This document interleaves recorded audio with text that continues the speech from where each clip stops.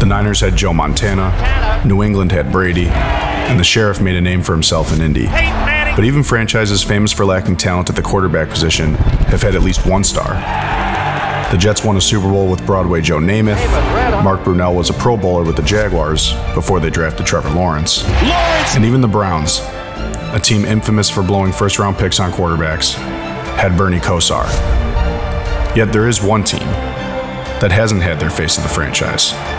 This team, for one reason or another, has been lacking talent at the game's most important position for nearly 7 decades. This team is the Chicago Bears. The Bears' search for a quarterback has, at times, seemed endless. The next quarterback, which will be Rex Grossman. Chicago Bears select Mitchell Trubisky. And after trading Justin Fields to the Steelers, Justin Fields' era in Chicago is ending after just 3 seasons. The Bears are back to the drawing board. As the only NFL team without a 4,000-yard passer, the search for their first in franchise history continues. Although with the selection of Caleb Williams in this year's draft, the chapter of inadequacy at quarterback in Chicago may finally be coming to a close. But let's take a look back on what led the Bears to this point, and how they became a quarterback wasteland, where once highly touted stars failed to reach their potential.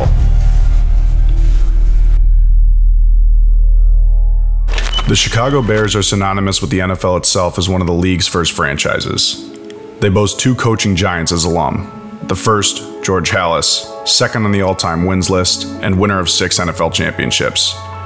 And the other, of course, is Mike Ditka, a cultural icon and somewhat of a deity for both his time as a player on the 1963 championship team and as head coach of the legendary '85 Bears, who won Super Bowl 20 on the back of their historically great defense.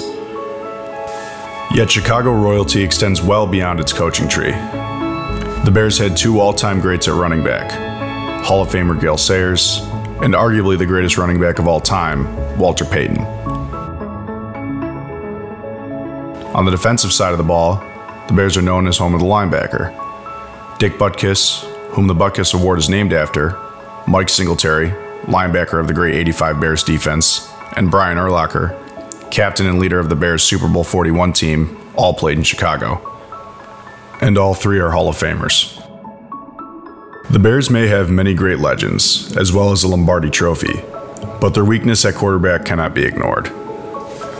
Prior to the Super Bowl era, the Bears had legendary quarterback Sid Luckman. Luckman, a transformative talent who changed the way quarterback was played in the NFL, is the centerpiece of local lore in Chicago known as the Luckman Curse, a hex that some Bears faithful claim to be the reason for Chicago's quarterback woes. However, the reason behind the Windy City's futility at quarterback runs far deeper than witchcraft. In the Super Bowl era alone, Chicago has had 57 different quarterbacks start a regular season game over the last 58 years, the most in the NFL, and nearly 1 new quarterback a season. When compared to teams like the Browns, another organization renowned for rapid turnover at quarterback, the Bears still cleared by 16 more starters in the same time frame. Over the last 30 years, they have had 35 different starters at the quarterback spot, an unprecedented level of signal caller turnover for a team, especially when compared to teams like the Packers, Patriots, and Chiefs, who over that same time frame had 36 starters combined. But who were all these different starters in Chicago? And why did all of them fail to achieve the success of quarterbacks for other franchises? Let's take a look back at the history of the Bears' quarterback problem. In the back half of the 60s, Chicago paraded out 5 different starters between 1966 and 1969. The only season in that time frame where the Bears had 1 starter was in 1966, when Rudy the Rifle Bukic started all 14 games. Rudy led the NFL in passing in the year prior, and similarly to Luckman, may have exceeded the elusive 4,000-yard passing mark in a more modern offense. With the Bears, the best Rudy accomplished was just shy of 2,500. Over the next few seasons, Rudy was demoted to backup, as he was near the tail end of his career, and Chicago's era of the quarterback carousel began. From 67 to 69, Jack Concannon, Larry Rakestraw, Virgil Carter, and Bobby Douglas all started for the Bears, with Concannon appearing the most, starting 24 of 42 games. All were characters in their own right. Douglas played in the White Sox organization after his football career ended. Carter was somewhat of a football savant, helping develop advanced football analytics while at Northwestern.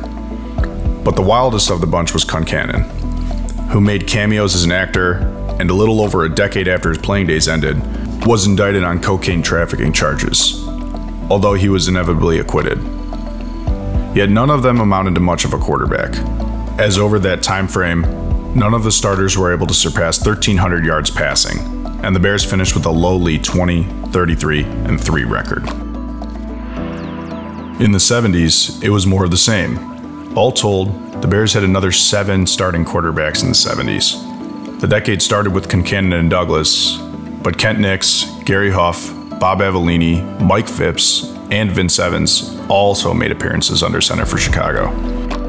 While quarterback was clearly a concern, the silver lining was the selection of arguably the greatest running back ever, Walter Payton, with the 4th overall selection in 1975. While Payton was nothing short of remarkable from the day he entered the league, the Bears still lacked clarity at the quarterback position, wasting the early years of Payton's career. They struggled to attain consistent success, even with Payton in the fold, finishing the 70s with a dismal 60, 83, and 1 record, and made the playoffs only twice, losing the divisional round in 77 and the wild card round in 79.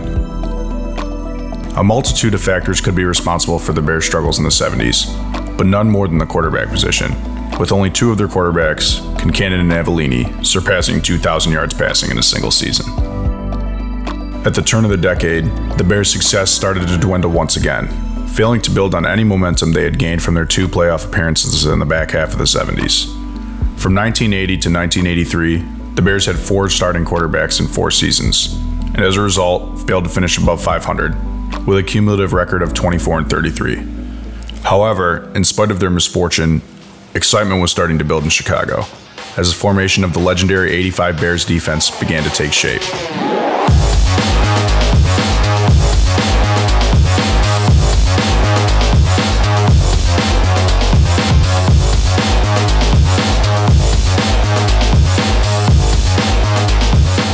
In '82, they hired Bears legend Mike Ditka as head coach, and in the same year, they drafted their new franchise quarterback to be with the 5th overall pick, an eccentric run-and-gunner out of BYU by the name of Jim McMahon. McMahon was quite the gunslinger in college, throwing for over 3,500 yards, 30 touchdowns, and being named a first-team All-American. But he was far more than just a quarterback.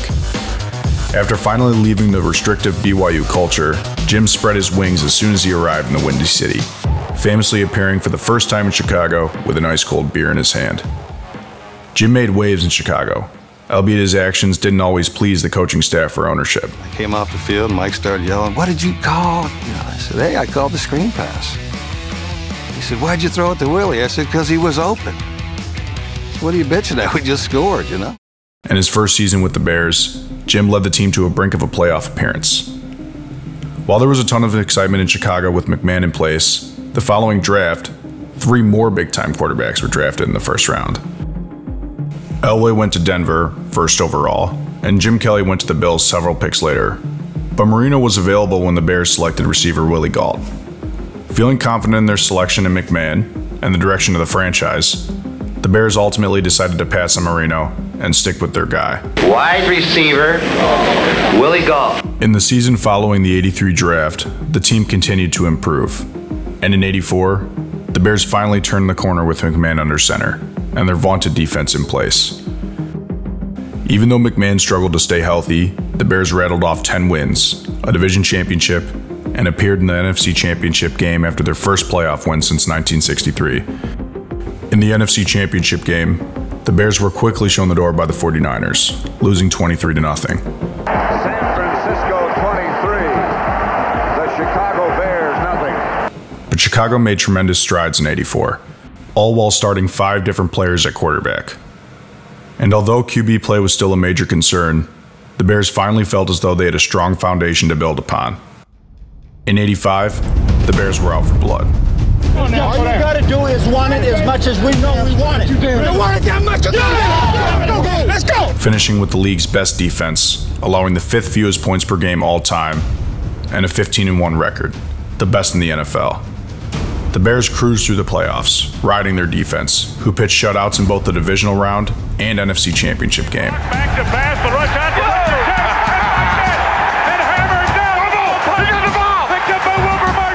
In the Super Bowl, the Bears capped off their remarkable season with a 46-point scoring outburst. But again, relied heavily on their defense, who held New England to only 10 points. Walter Payton, Mike Ditka, hungry Chicago, finally champions on this January day in New Orleans. The '85 defense featured 5 Pro Bowlers: Dave Duerson, Dan Hampton, Otis Wilson, Mike Singletary, and Richard Dent, all of whom were drafted by the Bears between '79 and '83. In addition to their Pro Bowl honors, Dent won Super Bowl MVP, and Singletary won Defensive Player of the Year. All told, the '85 Bears featured 9 Pro Bowlers, including their first Pro Bowl quarterback, Jim McMahon, in nearly 2 decades. The '85 Bears were remarkable, and while McMahon made the Pro Bowl, stats will show he was carried by an all-time great defense, a strong offensive line, and another phenomenal season by Walter Payton. While no one is taking McMahon's Pro Bowl away from him, his selection may be more a result of his stardom off the field than his play on it. Jim was a walking headline, famous for his off-the-field persona that was aptly characterized by his antics in the Bears' famous rap song, the Super Bowl Shuffle. I'm the punky QB known as McMahon. When I hit the turf, I've got no plan. I just throw my body all over the field. I can't dance, but I can throw the field. And of course, the time he mooned journalists inquiring about his injury status. While Jim may have been a Pro Bowler, the Bears' defense and his personality carried, as his play on the field was nothing short of lackluster, starting only 11 games in the regular season in '85, throwing for 2,500 yards and 15 touchdowns, with 11 interceptions to boot. After their Super Bowl season in '85, the Bears made the playoffs 4 more times in 5 seasons, riding their defenses again, but failing to make it past the NFC Championship game. In the back half of the '80s, the Bears started 5 new quarterbacks. In addition to Jim McMahon and Steve Fuller, who both made appearances in '84 and '85, Mike Tomczak, Doug Flutie, Mike Honesey, Steve Bradley, and famous head coach Jim Harbaugh all started for the Bears between '86 and '89.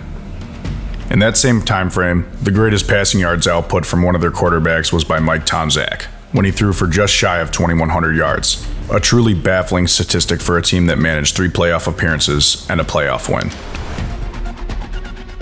The '90s were no different, as the Bears started 13 different players at quarterback throughout the decade, with some of the notables being Jim Harbaugh, whose success as a head coach and quirky personality is well documented, journeyman Eric Kramer, who recently made headlines with his best-selling novel, and of course, Cade McNown, the highest drafted Bears quarterback since McMahon in '82. While the Bears remained successful to start the decade, making playoff appearances in '90 and '91, the success slowly dwindled, only making the playoffs 1 more time in '94 before the close of the decade. The '90s, while far from a bright spot in the Bears quarterback carousel, was home to the Bears' first 3,000-yard passer in the Super Bowl era, when Harbaugh threw for 3,100 yards in 1991. Here's your ball game. Don't lose track of the downs here. One play. Harbaugh throws. Touchdown to Anderson. I don't believe this. There's no time on the clock. The millennium may have turned in 2000, but the Bears' misfortune at quarterback remained the same. The Bears had another 13 players start at quarterback from 2000 to 2009. Between 2000 and 2005, the Bears had at least 2 quarterbacks start a game in each season, with 3 different starting quarterbacks in 2000, 2002, and 2003, and 4 different starters in 2004. Over this time period, the Bears managed to win the NFC North twice, in 2001 and 2005, but failed to get a playoff win, losing both times in the divisional round. Grossman throws, the pass incomplete. There are no flags on the field, and the Carolina Panthers just stamped their ticket to Seattle. Over this time period, a lot of issues plagued the Bears quarterback room, but none more than the draft. In the 2003 draft, history repeated itself. The Bears selected Rex Grossman 22nd overall as the 4th quarterback off the board in a fairly weak class that featured only 2 true first-round talents in Carson Palmer and Byron Leftwich. The following draft, the Bears felt, once again, they had their quarterback of the future in place, and elected to pass on stars Eli Manning, Phillip Rivers, and Ben Roethlisberger, who were all drafted in the first round. They passed on another group of strong quarterbacks in favor of their guy, 20 years after they did the same in favor of McMahon. After struggling in 2004 due to a Grossman injury and lack of clarity at the quarterback position, the Bears had a massive decision in front of them. Continue to develop Grossman or go in another direction with the number 4 overall pick. Once again, Chicago decidedly went with the former.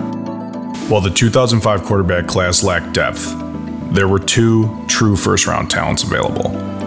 Alex Smith, who inevitably went number 1 overall to the Niners, and Aaron Rodgers. The Bears, confident in Grossman's ability to turn the corner, passed on Rodgers, selecting running back Cedric Benson with their 4th overall selection, a decision that would haunt the franchise for decades. Rodgers gets out, floats it, Cobb to Graham. Rodgers going deep, he's got an man open. Now some pressure, throws it deep, Jordy Nelson, he's got it! Scrambles to his right, pumps and runs, Aaron Rodgers is inside the pylon. Touchdown Packers!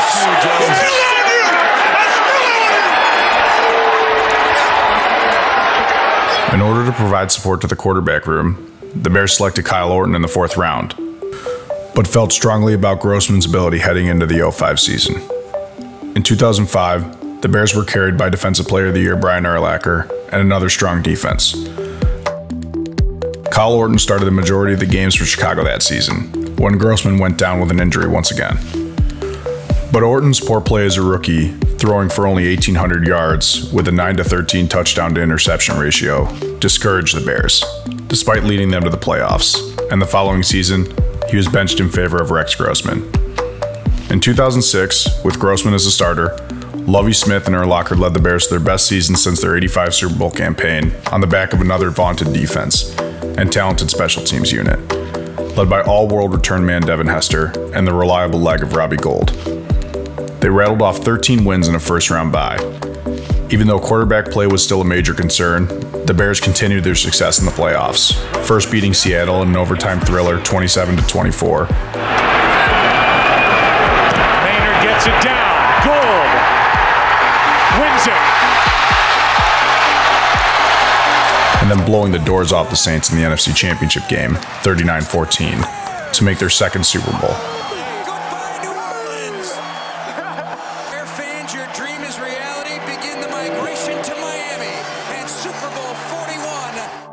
In the big game, the Bears got off to a hot start when all-time great return man Devin Hester took the opening kickoff to the house. Hester inside the 30.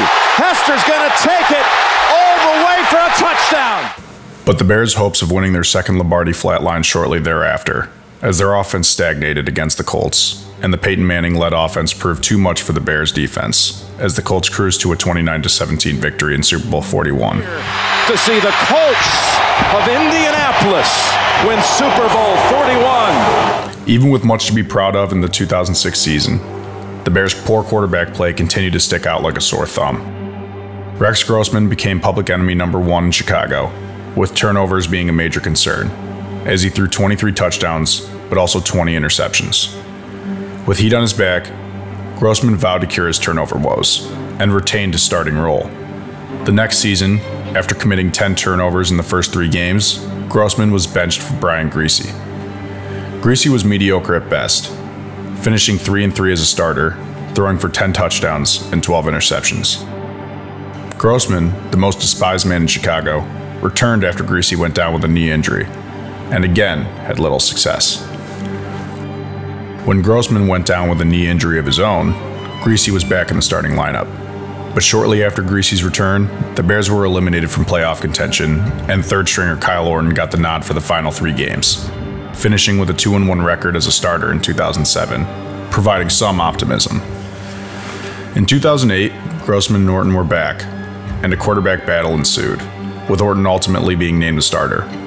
Orton started 15 of 16 games that season, but again, had limited success, failing to throw for 3,000 yards, and the Bears missed the playoffs by 1 game with a 9-7 record. Prior to the 2009 season, the Bears traded a 5th-round pick to the Broncos for Jay Cutler, who had some solid success in Denver, throwing for over 4,500 yards. While with the Bears, however, Cutler's production dipped. Cutler is now most famous for his highly publicized personal life, like his appearance in South Park. Cutler over there. Nice to meet you guys. Nice to meet you.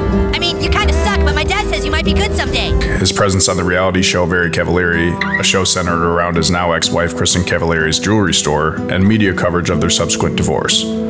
While starting at quarterback for Chicago, Cutler was highly polarizing. Although Jay was the most statistically successful Bears quarterback in the Super Bowl era, with respect to passing yards, he failed to eclipse the 4,000-yard benchmark in Chicago, and finished with a 51-51 record as a starter, making the playoffs only once. As a result, Cutler was highly criticized by Bears fans, thanks in large part to his supersized contract and lack of time on the field. In total, Cutler missed 25 games due to injury while with Chicago. In those 8 seasons, 7 different quarterbacks replaced Cutler, all of whom produced limited results.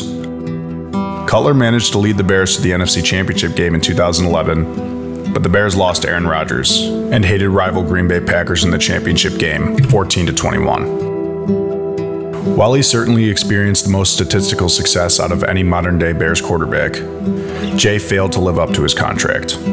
After the 2016 season, Cutler was cut, and in 2017, Mike Glennon was set to take over as a starter. Thanks to a poor showing in 2016, the Bears had another chance to find a new face of the franchise, trading up for the 2nd overall pick in the 2017 draft. After much debate throughout the entire draft process, the Bears selected Mitch Trubisky as the first quarterback overall, once again passing up on other uber-talented signal callers like national champion Deshaun Watson and the electrifying but relatively unknown gunslinger out of Texas Tech. Patrick Mahomes is second. Quarterback. Trubisky, however, was no slouch coming out of college. He was a big-bodied, strong-arm mobile quarterback out of UNC, and while he lacked significant college experience, his tools projected well to the NFL level. Mitch took time to adjust to the speed of the NFL, finishing with a 4-8 record and throwing for just over 2,000 yards in his first season as the Bears starter, but also showed promise in the running game. While Trubisky struggled in his first season, the Bears elected to stay the course with their young franchise quarterback, just like they had with McMahon and Grossman, when they passed on the opportunity to trade up for Josh Allen out of Wyoming, who went a pick earlier to the Bills, and opted against selecting Lamar Jackson, who went 32nd overall to the Ravens, in favor of stud linebacker Roquan Smith. In 2018, Mitch rewarded the Bears for keeping faith in him. With some NFL experience under his belt, Trubisky exploded, showing why the Bears drafted him so highly. Mitch threw for 3,200 yards and 24 touchdowns, adding another 420 yards on the ground, and led the Bears to the playoffs, finishing with an 11-3 record as a starter.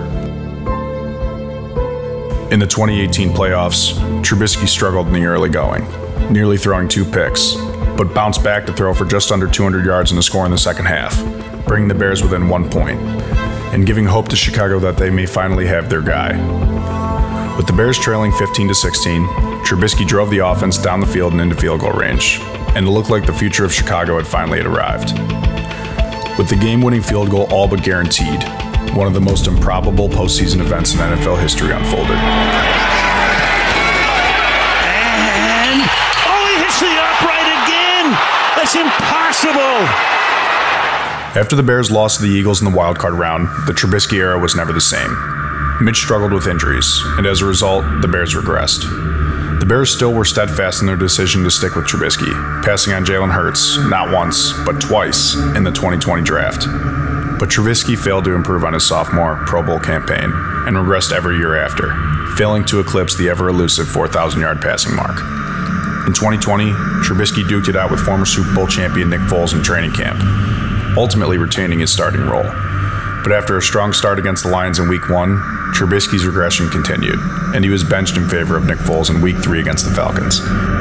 Foles would go on to lead a comeback victory against the Falcons, and would start the next 7 games, but would get injured, and Trubisky once again returned to the field in Week 12.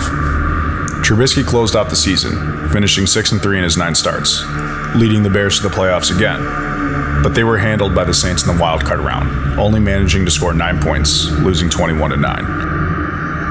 After the 2020 season, the Trubisky era came to a close. Mitch signed with the Bills after the Bears didn't pick up his 5th-year option, and in the 2021 draft, after trading up with the Giants, the Bears selected a new face of the franchise, Justin Fields, with the 11th overall pick. In addition to Fields, the Bears also signed Andy Dalton in 2021 to mentor their young QB. Dalton began as a starter, but after going down with an injury in Week 2, Fields took over, starting 10 games in total and finishing with a 2-8 record as a rookie. The Bears closed out the season at 6-10, but Fields showed a ton of promise in the running game, and the Bears yet again felt as though they may finally have their answer at quarterback after decades of waiting. Fields, however, never proved to be the answer. While electric on the field, Justin struggled to produce much in the passing game, thanks in part to faulty pass protection, and as a result, never found much success as a starter. Injuries, accuracy issues, and a lack of offensive ingenuity plagued Fields. In 2022, Fields started 15 of 17 games for Chicago, with spot starts from journeyman Nathan Peterman and Trevor Siemian. Fields finished 2022 with a 3-12 record as a Bears signal caller, but showed a ton of promise again. With the first overall pick in the 2023 draft and several talented QBs available, the Bears found themselves in an all-too-familiar position. After much discussion, the Bears stuck to their MO, just like they had with McMahon, Grossman, and Trubisky. They elected to stay the course with Fields and traded the #1 overall pick to the Panthers, passing on another opportunity to draft a highly touted quarterback like Bryce Young, C.J. Stroud, or Anthony Richardson. With a ton of hype surrounding Fields heading into the 2023 season, things didn't pan out the way the Bears had intended. Fields would get injured again, playing 13 of 17 games, with small-name Tyson Bagent starting the remaining 4. Fields failed to eclipse 2,600 yards passing, let alone 3,000 or 4,000. And following the 2023 season, with the #1 overall pick in hand and a plethora of talented quarterbacks at the top of the 2024 draft, the Bears traded Fields to the Steelers for a conditional 6th-round pick. Over 6 decades, several draft opportunities ended in disaster for the Bears, where they passed on franchise-altering talents in favor of someone else, who ultimately never lived up to the billing.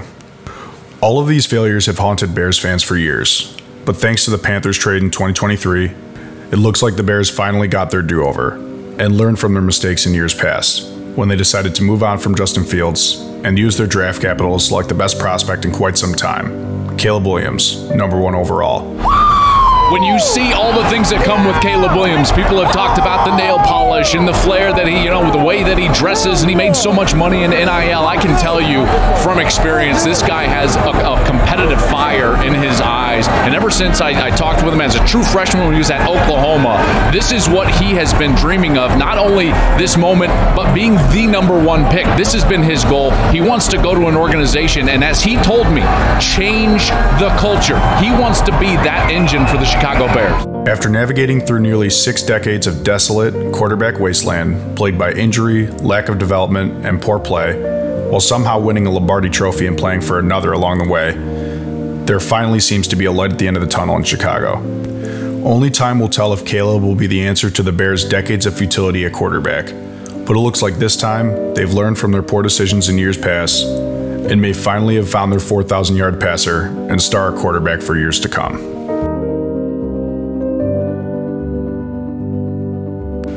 Thanks for watching. Don't forget to check out our last video, which did a breakdown of the top 10 prospects in this year's class. Also, be on the lookout for our next video. If you enjoyed this video, please don't forget to like and subscribe. If you have any content you'd like to see in the future, please leave a comment in the comment section.